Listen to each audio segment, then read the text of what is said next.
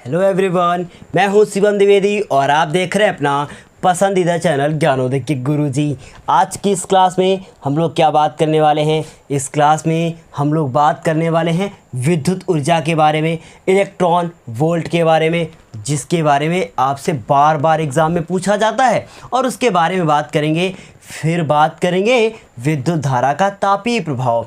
इस पे जो है बहुत सारे न्यूमेरिकल आपके एग्ज़ाम में आते हैं और फिर आपको प्रॉब्लम होती है कि फॉर्मूला किस प्रकार हम लोग लिखेंगे।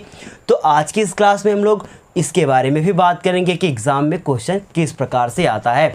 उसके बाद बात करेंगे विद्युत शक्ति के बारे में, जिसे अंग्रेजी में इलेक्ट्रिक पावर कहते हैं। इसका भी कुछ फार्मूला होता है और ट्रिक के साथ मिलने वाला है आज की इस क्लास में आपको।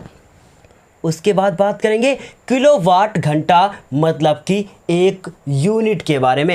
एग्ज़ाम में आपके आता है क्वेश्चन कि किलोवाट घंटा क्या है, और साथ ही साथ 7 नंबर का इसमें एक न्यूमेरिकल भी आपको मिल सकता है एग्ज़ाम में। तो 7 नंबर का न्यूमेरिकल अगर आपको करना है तो बहुत अच्छे से पहले समझना होगा कि किलोवाट घंटा आखिर है क्या, इसे यूनिट क्यों कहा जाता है। इन सभी परिभाषाओं के बारे में बात करेंगे। इसके बाद बात करेंगे मात्रक के बारे में। उसके बाद बात करेंगे हम लोग इन सब के फॉर्मूलों के बारे में। मतलब कि एक टॉपिक लेंगे और उसके बारे में सब कुछ आपको पहले बताएंगे और उसके बाद फिर शुरू करेंगे हम लोग अपना धमाल अगली क्लास में। तो चलिए शुरू करते हैं विद्युत ऊर्जा के साथ। तो कॉपी पेन लेके बैठ जाइए और लिखना शुरू कर दीजिए। विद्युत ऊर्जा समझते हैं पहले कि विद्युत ऊर्जा आखिर होगी क्या। मान लीजिए कि आपके पास ये एक चालक तार है और इस चालक तार में विद्युत धारा का प्रवाह हो रहा है। तो जब विद्युत धारा का प्रवाह होगा मतलब कि इसमें करंट बह रही है। तो अगर इसमें करंट बहेगी तो इसका मतलब इसमें आवेश प्रवाह भी हो रहा है, आवेश भी बह रहा है। तो हम लोग परिभाषा में लिख सकते हैं कि जब किसी परिपथ में, लिख सकते हैं आप, जब किसी परिपथ में विद्युत आवेश का प्रवाह होता है तो जितनी ऊर्जा व्यय होती है मतलब खर्च होती है, उसे ही हम लोग विद्युत ऊर्जा कहते हैं। मतलब जब किसी परिपथ में विद्युत आवेश का प्रवाह होता है तो जितनी ऊर्जा खर्च होती है उसे ही कहते हैं विद्युत ऊर्जा। इसे लिखा किससे जाता है? इसे लिखा जाता है W से। किससे लिखा जाता है? W से लिखा जाता है। और W का आखिर फॉर्मूला क्या होगा? W का फॉर्मूला क्या होगा? VQ। अब VQ क्या है? मान लीजिए कि कोई एक चालक तार है और उस चालक तार के सिरों के बीच का विभवांतर क्या है? V है।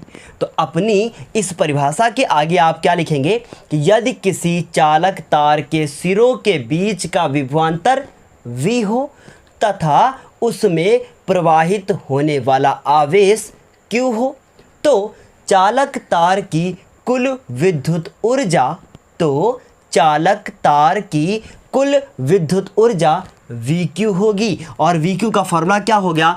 W बराबर VQ। क्या इतनी बात आपको अच्छे से समझ में आ गई कि विद्युत ऊर्जा आखिर क्या होती है? मतलब यदि किसी चालक तार के सिरों के बीच का विभवांतर V तथा उसमें प्रवाहित आवेश Q हो तो जितनी भी ऊर्जा उसमें व्यय होगी वही कहलाएगी विद्युत ऊर्जा। उम्मीद है आपको विद्युत ऊर्जा इतनी समझ में आई होगी। लेकिन एग्ज़ाम में यही तो प्रॉब्लम है कि ये क्वेश्चन ऐसे नहीं पूछा जाता। आपसे कैसे पूछा जाता है? इसके आपसे फॉर्मूले पूछे जाते हैं। कैसे फॉर्मूले क्या होते हैं ध्यान से समझने की कोशिश कीजिएगा। अगर हम लोगों को यहाँ पर W बराबर ये VQ दिख रहा है, अगर हम लोग क्या करें, लिखें W और उसके बाद लिखें V और Q की जगह पर हम लोग जानते हैं कि Q बराबर एक फॉर्मूला जानते हैं। क्या जानते हैं? Q बराबर एक फॉर्मूला जानते हैं, Q बराबर IT। ये आपने कहाँ पढ़ा था? ये आपने पढ़ा था विद्युत आवेश के प्रवाह की दर को विद्युत धारा कहते हैं। मतलब I बराबर Q/T। मैंने आपको पढ़ाया था पिछली क्लासेस में।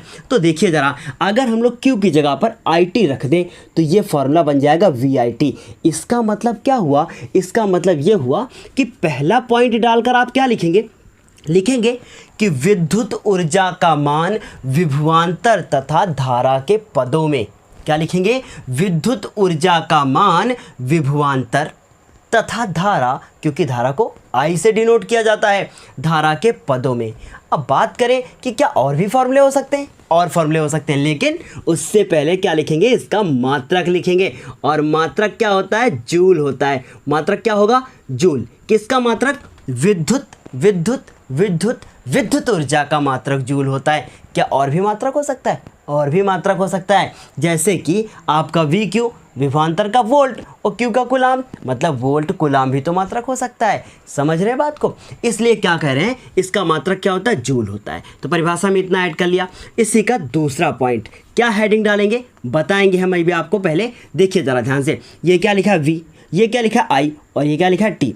अगर हम लोग ये आई टी लिखें और इस v की जगह पर हम लोग लिख दें v बराबर, हम लोग एक फॉर्मूला जानते हैं, क्या जानते हैं, आई आर। तो अगर इस v की जगह पे लिख दें i और r और ऐसे गुणे का चिन्ह लगा दें तो क्या होगा, तो फिर ये होगा कि जो ये i लिखा है, r लिखा है, i कितनी बार, 2 बार। इसका मतलब ये आई स्क्वायर और फिर क्या हो गया r और फिर क्या हो गया t। इसका मतलब एक और फॉर्मूला मिल गया, w बराबर आई स्क्वायर आर टी। मतलब ये दूसरा फॉर्मूला मिल गया, W बराबर आई स्क्वायर आर टी। अगर आपको इस पूरी क्लास का नोट्स चाहिए तो अभी आप लास्ट तक पहले रफ कॉपी पे लिखते जाएं। हम आपको अंत में बता देंगे कि इसका नोट्स आपको कहाँ से मिलेगा, और उसके बाद आप वहाँ से इसको अच्छे से अपनी कॉपी पर लिख भी सकते हैं। तो इतनी बात आपको बेहतर समझ में आ गई होगी। अभी पहला हो गया, ये दूसरा हो गया। तीसरे फॉर्मूले की बात करते हैं। तीसरा फॉर्मूला, अगर हम लोग W बराबर हम लोग क्या जानते हैं, VIT। क्या जानते हैं, VIT जानते हैं। लेकिन अगर हम लोग इस बार इसमें V की वैल्यू ना रखें, हम लोग लगा दें फॉर्मूला, कौन सा फॉर्मूला, यही ओम के नियम का। यहाँ से I की वैल्यू को निकालें तो V लिखेंगे और कहाँ R कहाँ आएगा, बटे में। मतलब ये क्या हो जाएगा, V बटे क्या, R हो जाएगा। तो मतलब V बटे R बराबर क्या हो जाएगा, आई हो जाएगा। इसका मतलब यहाँ पर हम लोग लिखेंगे कि v को v लिखा, लेकिन इस i को हम लोग लिख दें v बटे r, और फिर उसके बाद गुणे में क्या है, गुणे में ये लिखा है t। तो क्या बन जाएगा फॉर्मूला, बन जाएगा v स्क्वायर आर टी। मतलब क्या होगा फॉर्मूला, यहाँ लिखते हैं क्या होगा, v स्क्वायर और उसके बाद अपॉन में क्या हो जाएगा r, और ये हो जाएगा t। ये किसका फॉर्मूला आ गया है, ये W का तीसरा फॉर्मूला आ गया है, मतलब विद्युत ऊर्जा का तीसरा फॉर्मूला। क्या फॉर्मूला हो गया, V स्क्वायर R और T।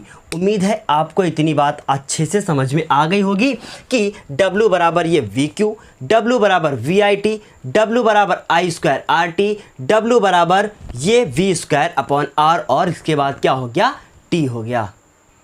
अगर हम लोग इन सभी फॉर्मूलों को याद करने के लिए एक ट्रिक बना लें तो कितना आसान होगा। देखिए मेरी बात ध्यान से सुनिएगा। हम लोगों ने पहला फॉर्मूला क्या पढ़ा, पहला फॉर्मूला पढ़ा W बराबर, बहुत ध्यान से मेरी बात को यहाँ पर सुनिएगा, सारे फॉर्मूले एक जगह पर लिखते हैं। आपने पढ़ा W बराबर VQ, फिर क्या पढ़ा, W बराबर VIT। तो हम W बराबर क्या लिखते हैं, VIT। फिर आपने क्या पढ़ा, फिर पढ़ा आपने W बराबर I स्क्वायर RT। तो हम लोग यहाँ पर क्या लिखें, I स्क्वायर R और T। ये I क्या है, ये R क्या है, ये T क्या है, सब कुछ आपको पिछली क्लासेस में हम बता चुके हैं कि I धारा है, R प्रतिरोध है, V विभवांतर है, T समय है। इसका मतलब I स्क्वायर आर टी। एक फार्मूला अभी और बचा है, वो कौन सा फार्मूला है, वो फार्मूला है V square upon R is equal to क्या हो गया यहाँ पर T। क्या इतने फार्मूले आपको अच्छे से याद हो गए। उम्मीद है विद्युत ऊर्जा आपको अच्छे से समझ में आ गई होगी कि जब किसी चालक तार के सिरों के बीच का विभवांतर V हो और उसमें Q कूलम आवेश प्रवाहित हो रहा हो तो उसमें जितनी भी ऊर्जा व्यय होगी वो W बराबर VQ होगी। इतनी बात आपको अच्छे से समझ में आ गई होगी। बहुत सारे न्यूमेरिकल इस पे आते हैं और परिभाषा में हमने क्या बताया था कि अगर किसी चालक तार में आवेश प्रवाहित हो रहा हो तो उसमें जितनी भी ऊर्जा व्यय होगी उसको ही विद्युत ऊर्जा कहेंगे और इसका मात्रक जूल होता है। आप अच्छे से इसको लिख लीजिएगा कॉपी पे। लास्ट में हम आपको बताएंगे कि इसका नोट्स आप कहाँ से प्राप्त करोगे। तो उम्मीद है आपको इतनी बात अच्छे से समझ में आ गई होगी कि विद्युत ऊर्जा क्या होती है। अब हम लोग बात करेंगे इलेक्ट्रॉन वोल्ट के बारे में, जो कि आपके एग्ज़ाम में बहुत ज़्यादा पूछा जाता है कि इलेक्ट्रॉन वोल्ट क्या होता है। ये इलेक्ट्रॉन वोल्ट जो आपने अभी भी फॉर्मूला पढ़ा है W बराबर, इसी में जो है हम लोग इसको समझने की कोशिश करते हैं। ध्यान से मेरी बात को सुनिएगा। इलेक्ट्रॉन वोल्ट, इलेक्ट्रॉन और वोल्ट। इलेक्ट्रॉन का मतलब तो आप समझते ही हैं कि मतलब आवेश के बारे में बात हो रही है, और वोल्ट का मतलब विभवांतर के बारे में बात हो रही है। बस उसी से परिभाषा बनाते हैं। मान लीजिए कि ये आपके पास एक चालक तार है, और ये चालक तार क्या है, यहाँ से लेकर ये ए नाम दे दिया गया और ये बी नाम दे दिया। इस चालक तार के सिरों के बीच का विभवांतर कितना है, वी है, हमने वी मान लिया। और इसमें कितने आवेश प्रवाहित हो रहे हैं, क्यू की जगह पे हमने कह दिया कि इसमें इलेक्ट्रॉन प्रवाहित हो रहे हैं। और इलेक्ट्रॉन पर आवेश आपको पता है कि 1.6 × 10⁻⁻19 होता है। आपको पता है का मतलब जानते हैं ना, मैं बता रहा हूँ आपको। अगर आपको नहीं पता है तो आप लिख सकते हैं अपनी कॉपी पर कि 1.6 × 10⁻⁻19 होता है ना। 1.6 × 10⁻⁻19। इतनी बात आपको समझ आ गई, ये वी हो गया। इलेक्ट्रॉन पर आवेश अगर ई हो, अगर किसी चालक तार के सिरों के बीच का विभवांतर वी हो और उसमें इलेक्ट्रॉन प्रवाहित हो रहे हैं जिन पर आवेश ई हो, तो उन पर जितना भी कार्य करेगा, मतलब कि उसमें जितनी भी ऊर्जा व्यय होगी वो हमारा W हो। समझ रहे बात को, ऊर्जा ही W से प्रेजेंट की जाएगी, मतलब कार्य करने की क्षमता ही ऊर्जा कहलाती है। आपने ऐसा तो पढ़ा ही होगा, इसलिए ऊर्जा को भी W से डिनोट किया जाता है। तो हम लोग एक परिभाषा लिख सकते हैं। हम लोग लिख सकते हैं कि यदि दो बिंदुओं के बीच विभवांतर 1 वोल्ट हो, देखिए मेरी बात ध्यान से सुनिएगा, यदि दो बिंदुओं के बीच विभवांतर 1 वोल्ट हो, इसका मतलब आपने जो फॉर्मूला पढ़ा था W = VQ, तो हम V को V रखें लेकिन Q को E कर दें और पहले लिख दें W = EV। क्या लिख दिया मैंने, W = EV, इसीलिए मैंने साफ नहीं किया था ऊपर से। तो ये W = EV फॉर्मूला, तो हम लोग कह दें कि यदि किसी चालक तार के सिरों के बीच का विभवांतर 1 वोल्ट हो, यह आपको लिखना है कॉपी पे, 1 वोल्ट हो, तथा उसमें जो आवेश प्रवाहित हो रहा है वो क्या हो, ई हो। तो ये लिखने की जरूरत नहीं है। यदि किसी चालक तार के सिरों के बीच विभवांतर वी हो, तो उसमें प्रवाहित आवेश ही क्या कहलाएगा, हमारा क्या कहलाएगा, हमारा कार्य कहलाएगा। तो हम लोग ऐसे लिखते हैं परिभाषा, यदि दो बिंदुओं के बीच विभवांतर 1 वोल्ट हो तो एक इलेक्ट्रॉन को एक बिंदु से दूसरे बिंदु तक ले जाने में किया गया कार्य क्या कहलाता है, इलेक्ट्रॉन वोल्ट कहलाता है। फिर से एक बार बताते हैं, यदि किसी चालक तार के सिरों के बीच का विभवांतर 1 वोल्ट हो तो किसी इलेक्ट्रॉन को एक बिंदु से दूसरे बिंदु तक ले जाने में किया गया कार्य क्या कहलाता है, एक इलेक्ट्रॉन वोल्ट कहलाता है। इसका क्या मतलब हुआ कि W = हम लोगों ने EV फॉर्मूला पढ़ लिया। अगर ये हमारा जो V है वो 1 हो जाए, है ना, यहाँ पर क्या लिख दें हम लोग, यदि V = क्या हो जाए, 1 वोल्ट हो जाए, तब क्या होगा, यदि V = 1 वोल्ट हो तब W = क्या होगा, तब W = हमारा होगा E। तो हम लोग परिभाषा में क्या लिख सकते हैं कि यदि हमारे दो बिंदुओं के बीच का विभवांतर 1 वोल्ट हो तो उसमें एक बिंदु से दूसरे बिंदु तक इलेक्ट्रॉन को प्रवाहित करने में जितना भी कार्य करना पड़ेगा वो इलेक्ट्रॉन वोल्ट कहलाएगा। क्या इतनी बात आपको अच्छे से समझ में आ गई है? और ये जो इलेक्ट्रॉन वोल्ट होता है ना, ये ऊर्जा का सबसे छोटा मात्रक होता है, बहुत छोटा मात्रक होता है। अब आपके एग्ज़ाम में क्या क्वेश्चन आता है, आपके एग्ज़ाम में क्वेश्चन आता है कि एक इलेक्ट्रॉन वोल्ट में कितने जूल होते हैं। ध्यान से मेरी बात को समझिएगा, एक इलेक्ट्रॉन वोल्ट हम लोग अभी अभी जान रहे हैं, यहाँ पर लिखते हैं, अभी अभी हम लोग जाना कि W = EV होता है। E का मात्रक आपको पता ही है कि आवेश मतलब कूलाम होगा, है ना। तो उसके बाद ये क्या होगा, V का मात्रक वोल्ट, लेकिन W का मात्रक तो जूल होता है। इसका मतलब अगर जो V है वो 1 हो जाए और E का मान आपको पता है कि 1.6 × 10⁻19 होता है और V का मान 1 हो गया, इसका मतलब ये क्या होगा, जूल।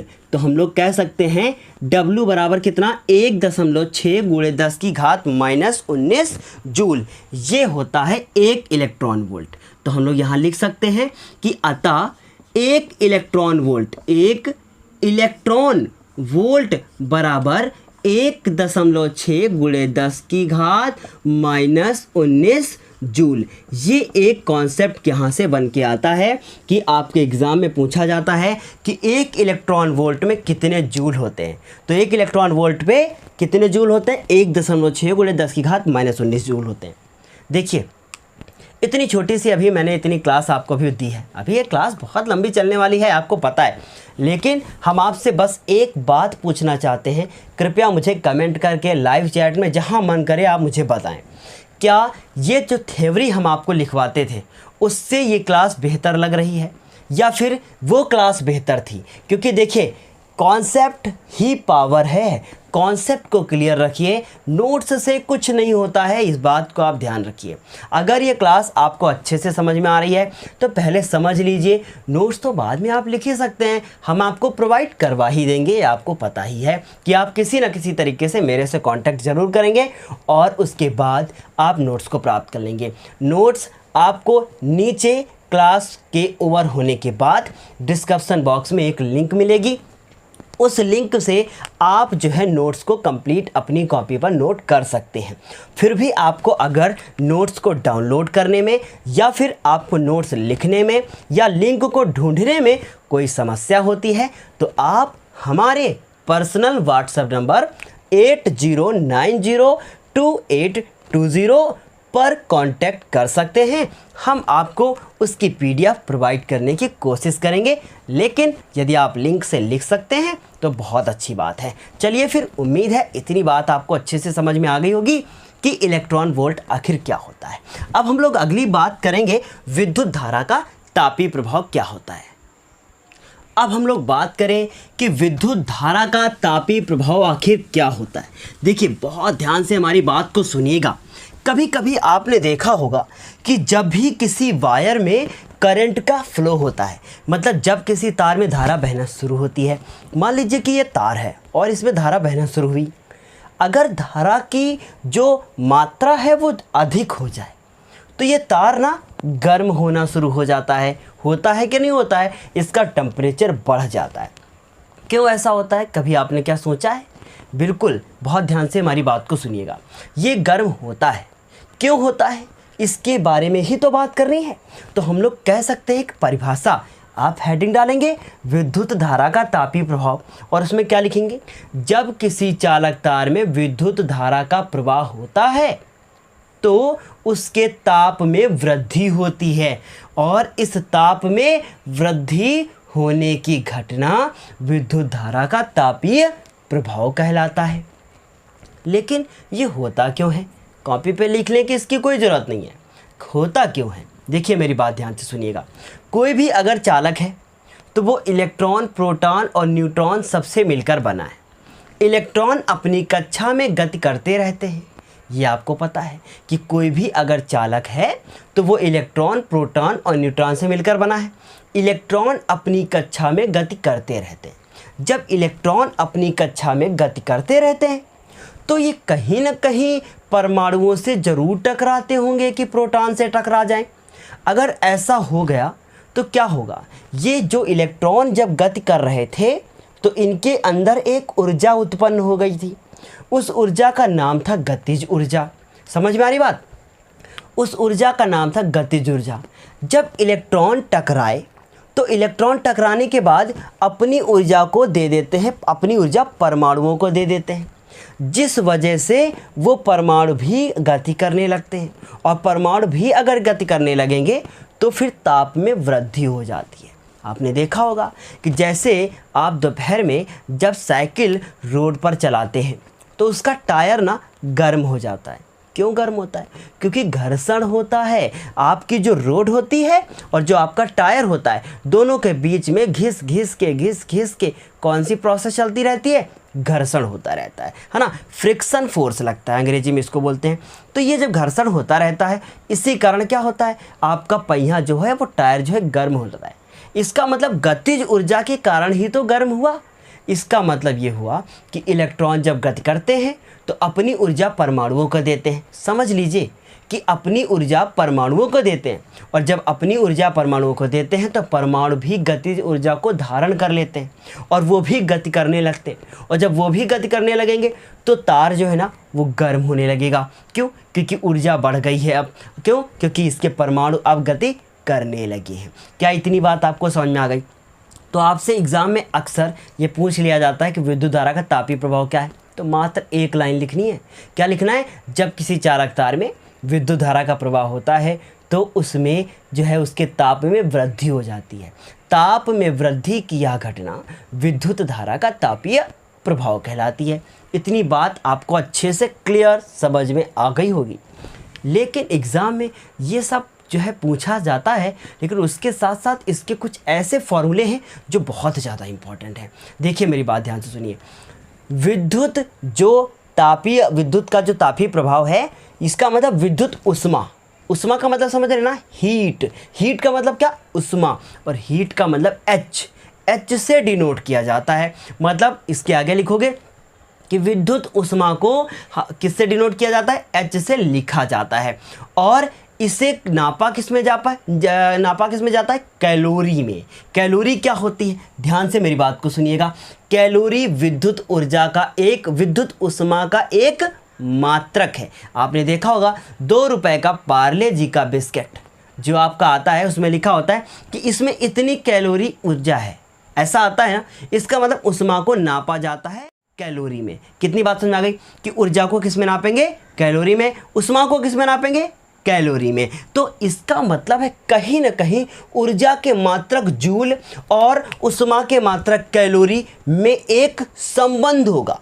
वो संबंध क्या है वही समझना है। देखिए मेरी बात ध्यान से सुनिएगा। संबंध क्या होता है? संबंध होता है 1 जूल बराबर 1/4.2 कैलोरी। अगर आपसे कोई पूछ ले कि बताइए कि 1 जूल में कितनी कैलोरी होती है, तो आप कहेंगे 1/4.2। इतनी बात आपको अच्छे से समझ में आ गई। ये होता है संबंध 1 जूल और कैलोरी के बीच में। अगर आपसे एग्जाम में पूछा जाए अब बताइए मुझे उष्मा के मात्रक क्या होंगे, तो आप कैसे बताओगे? कहोगे इसमें तो क्या बहुत बड़ी बात नहीं है, हमें ऊर्जा के सारे तो याद हैं, सारे फॉर्मूले याद हैं, तो हम लोग क्या करेंगे? उष्मा के भी सारे निकालेंगे। कैसे? ध्यान से समझना। देखो हम लोग ने अभी अभी फॉर्मूला याद किया था W बराबर VIT। क्यों याद किया था ना? फिर क्या याद किया था? W बराबर क्या? I²RT। देखिए कितनी आसानी से अभी आप बता दोगे। और उसके बाद आपने याद किया था V²R और इसके बाद क्या T, ये याद किया था। अब इसी W को मतलब जो ऊर्जा थी उसे बदल दो आप उष्मा में। इसका मतलब आप लिख दो H और उसके बाद ये VIT। तो दोनों में फ़र्क क्या हुआ? अरे हुआ भाई, अभी देखना कैसे होगा। ये हो गए जूल में, इसे जूल में लिखेंगे हम लोग, है ना। ये हो गया जूल में, ऐसे लाइन खींचा और उसके बाद जूल में। कॉपी पे क्या लिखना? इधर वाला कुछ नहीं लिखना, आप सब पहले आप छाप चुके हो, है ना। अब इसको देखो जरा ध्यान से। इससे अगर हम लोग 4.2 से भाग कर दें तो ये चेंज हो जाएगा किस में?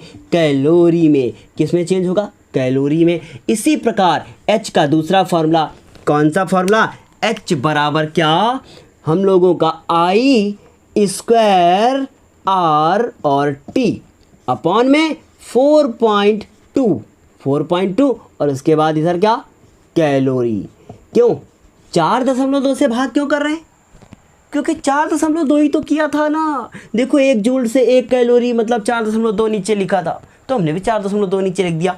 अब इसी प्रकार H का तीसरा फॉर्मूला क्या? V² अपॉन R और उसके बाद T और उसके बाद फिर क्या लिखोगे? कैलोरी।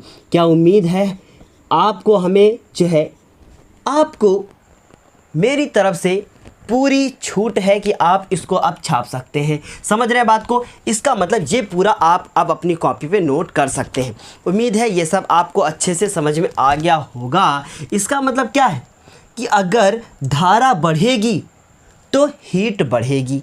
क्यों? तभी तो ऊर्जा बढ़ेगी ना, क्योंकि उष्मा तो आपकी तभी बढ़ती है जब उसमें धारा बढ़ती है। तो इतने फार्मूले देखो कैसे हम लोगों ने ट्रिक से समझ लिए। इसके बाद बात करेंगे विद्युत शक्ति की, क्योंकि विद्युत शक्ति अगर आपको अच्छे से समझना है तो ये फॉर्मूले अगर आपको अच्छे से समझ में आ गए हैं तो विद्युत शक्ति बहुत आसानी से समझ लोगे। ये क्या लिखा है, ये लिखा है एच, क्या लिखा हुआ है, एच लिखा हुआ है ऐसे। तो इतने आप अच्छे से कॉपी पे अपनी नोट कर लीजिए। अब बात करते हैं विद्युत शक्ति के बारे में। अब हम लोग बात करते हैं विद्युत शक्ति के बारे में। विद्युत शक्ति के बारे में बात करने के बाद बात करेंगे हम लोग किसके बारे में, बात करेंगे हम लोग किलोवाट घंटा के बारे में। आखिर विद्युत शक्ति होती क्या है, मतलब इलेक्ट्रिक पावर आखिर क्या होती है। बहुत आसान इसकी डिफिनेशन है। देखिए बहुत ध्यान से हमारी बात को सुनिएगा। विद्युत शक्ति इसे डिनोट करते हैं पी से। इसे किससे लिखा जाता है, पी से लिखा जाता है। और पी का एक फॉर्मूला होता है, पी बराबर फॉर्मूला होता है W/T। क्या होता है, W/T। तो हम लोग कह सकते हैं कि किसी चालक तार में आवेश नहीं, ऊर्जा के प्रवाहित होने की दर, किसी चालक तार में ऊर्जा के प्रवाहित होने की दर, क्यों, क्योंकि अगर T है ना तो उसे दर कहा जाता है। इसका मतलब जब किसी चालक तार में ऊर्जा प्रवाह होने की जो दर होगी उसे हम लोग क्या कहेंगे, विद्युत क्या कहेंगे, शक्ति कहेंगे। तो परिभाषा के तौर पे आप अपनी कॉपी पे लिख सकते हैं कि किसी विद्युत परिपथ में विद्युत ऊर्जा के जो व्यय होने की दर है या प्रवाहित होने की जो दर है उसे ही हम लोग क्या कहेंगे, उसे ही कहेंगे हम लोग विद्युत शक्ति। फिर से एक बार बोलते हैं, किसी परिपथ में विद्युत ऊर्जा के व्यय होने की दर क्या कहलाती है, विद्युत शक्ति कहलाती है। फिर आप लिखेंगे इसे P से प्रदर्शित किया जाता है। और एक और बात कि इसका आखिर मात्रक क्या होता है, इसका मात्रक होता है वाट। क्या मात्रक होता है, इसका मात्रक होता है वाट। वाट की जगह पर आपसे एग्ज़ाम में पूछा जा सकता है कि इसका मात्रक और क्या क्या हो सकता है, तो और उसका मात्रक होता है मेगावाट, किलोवाट, अश्वशक्ति। ये क्या है, अश्वशक्ति क्या है, बिल्कुल बताएंगे, धैर्य रखें। लेकिन पहले इसके थोड़े से फॉर्मूले और कर लिए जाएं। देखिए ज़रा ध्यान से, फॉर्मूला ये आपने मेन वाला पढ़ लिया। अब आपसे फिर से पूछा जाए कि पहला पॉइंट डाल देंगे और लिख देंगे कि जो ये हमारा शक्ति है, तो लिखेंगे विद्युत, यहाँ पर लिखेंगे विद्युत शक्ति का मान किसके पदों में, विभवांतर और धारा के पदों में।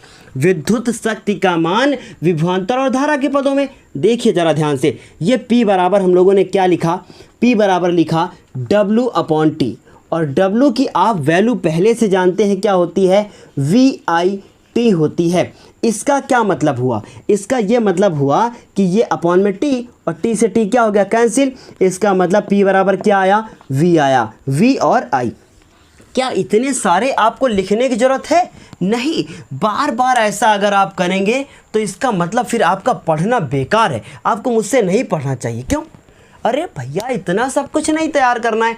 आपने W के फॉर्मूले तैयार कर लिए कि नहीं तैयार कर लिए, कौन कौन से फॉर्मूले थे एक बार लिखे, जरा देखो, जरा ध्यान से ट्रिक से देखते हैं। W बराबर हम लोगों ने फॉर्मूला क्या पढ़ा था, W बराबर पढ़ा था VIT पढ़ा था। W बराबर क्या पढ़ा था, W बराबर पढ़ा था I²RT, I²RT। फिर क्या पढ़ा था, W बराबर पढ़ा था क्या, अरे W बराबर फिर क्या पढ़ा था V²/R और उसके बाद T।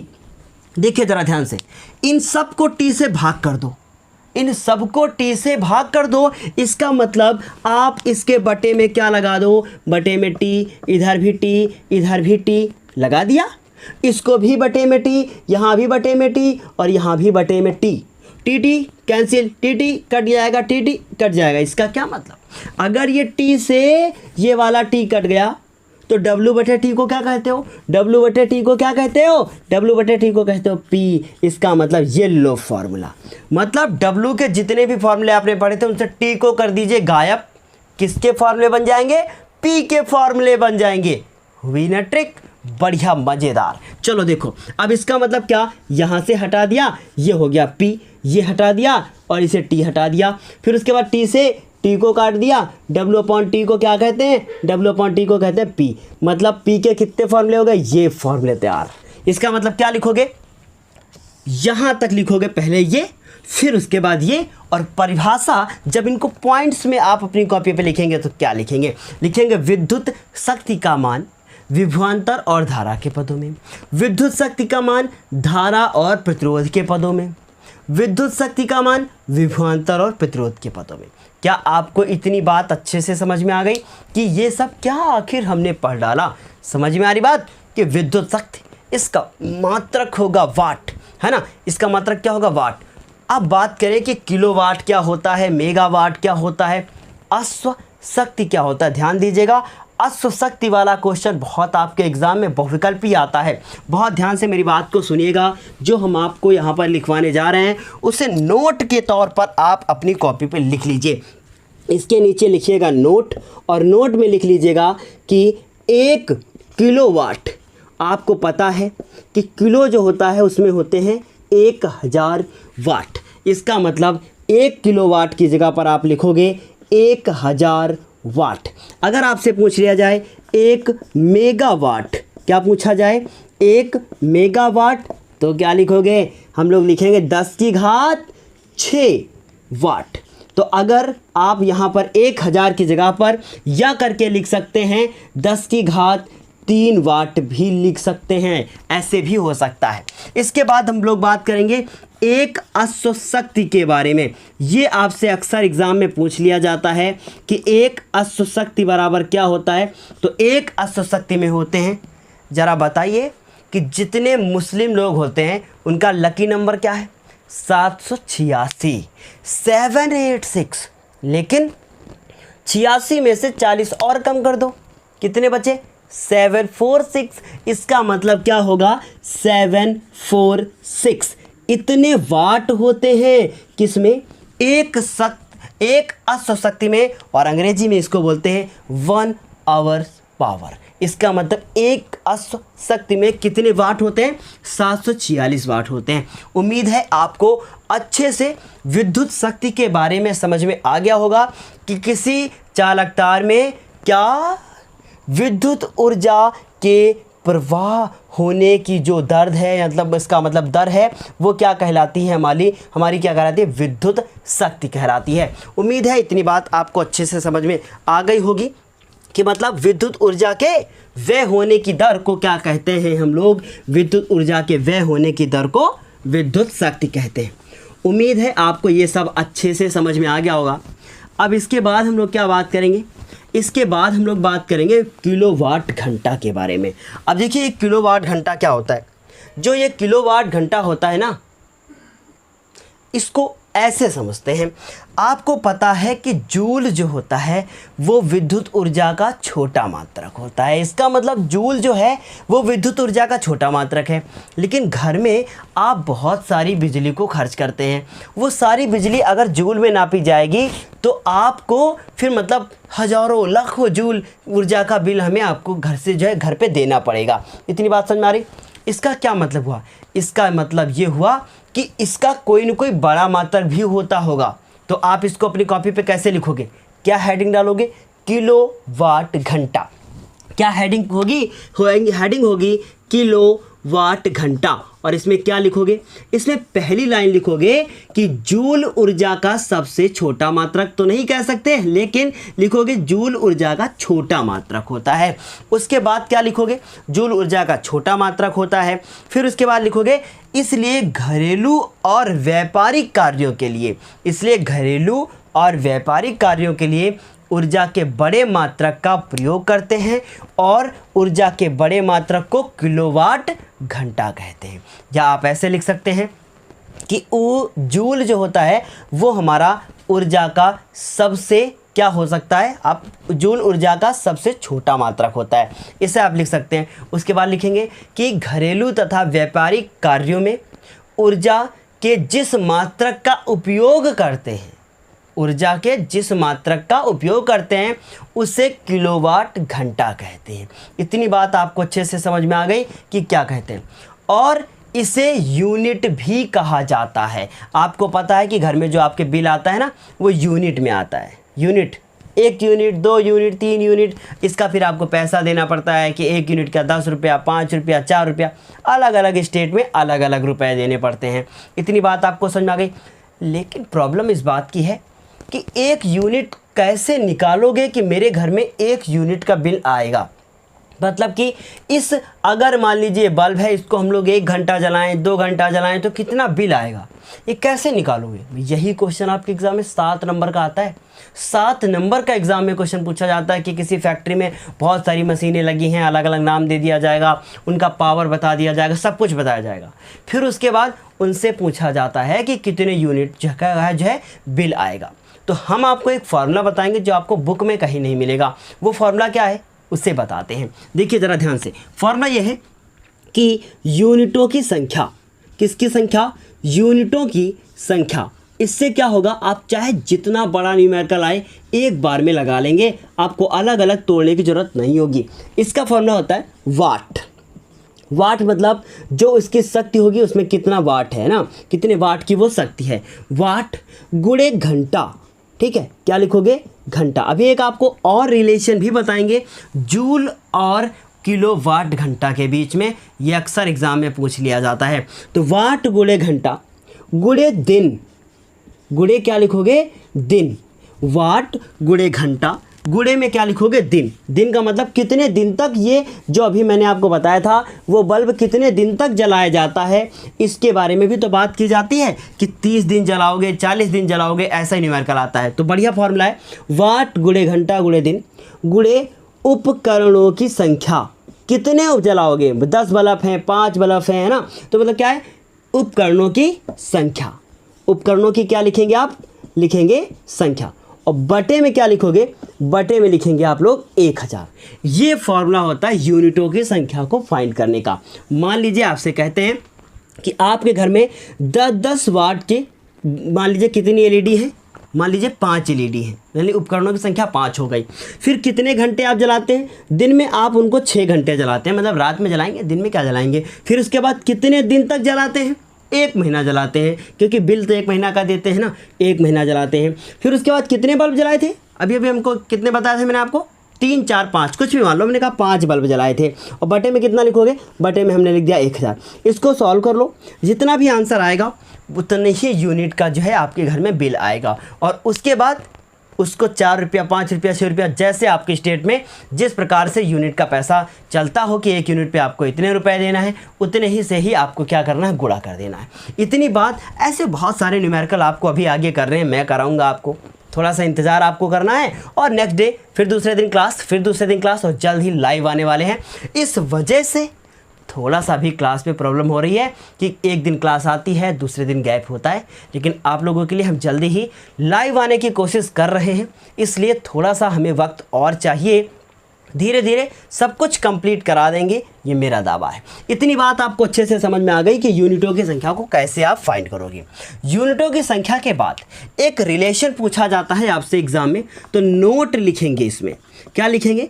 नोट लिखेंगे। और वो नोट क्या है, इसे हम जो है आप लोगों को बताते हैं।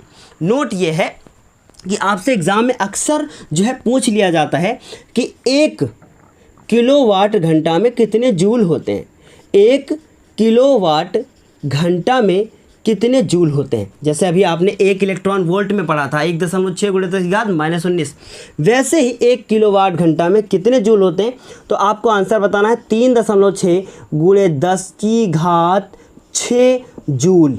अब आप अगर इसको सॉल्व करना शुरू करें तो इससे इतना उत्तर आएगा 1 2 3 4 5 50 1 2 3 4 5, और ये क्योंकि डेसिमल के बाद एक नंबर और है। इसको अगर पूरा सॉल्व करें तो इसका मतलब 36 लाख जूल आप लोग जब खर्च करते हैं ऊर्जा के रूप में, तब आपके घर में 1 यूनिट बिल आता है। सोच लीजिए कि इतनी सारी ऊर्जा आप केवल 1 यूनिट में देते हैं। और मेनली आप अगर एक बल्ब को, जो सूर्य बल्ब आपके घर में आता है, सूर्य बल्ब जो येलो कलर की लाइट देता है, अगर आप उसमें जो 100 वाट का होता है और 10 बल्बों को अगर आप 1 घंटे जला दें तो आपको 1 यूनिट का बिल देना पड़ता है। इसका मतलब आपने इतनी जूल की ऊर्जा को व्यय कर डाला, कितना बड़ा नुकसान कर डाला।